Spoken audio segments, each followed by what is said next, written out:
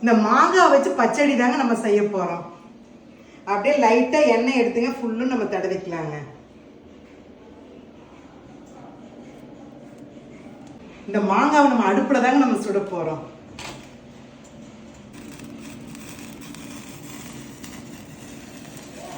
நாலு வரமிளகாய்ங்க, நல்ல சின்ன வெங்காயம் 4 சுட்டுக்கலாங்க.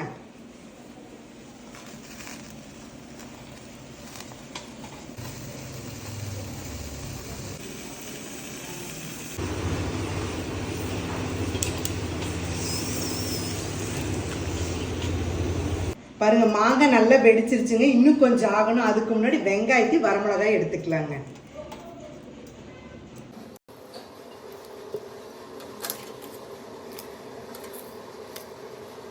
மாங்காவும் ரெடி ஆயிடுச்சுங்க. எடுத்து வச்சுட்டு கொஞ்சம் ஆறணுன்னு எல்லாம் தோலெல்லாம் உளிச்சு எடுத்து வச்சுக்கலாங்க. மாங்காய் கொட்டையை எடுத்துட்டு வெங்காயம் உளிச்சாச்சு. அது அளவான உப்பு போட்டு நல்லா மசிச்சுக்கலாம்.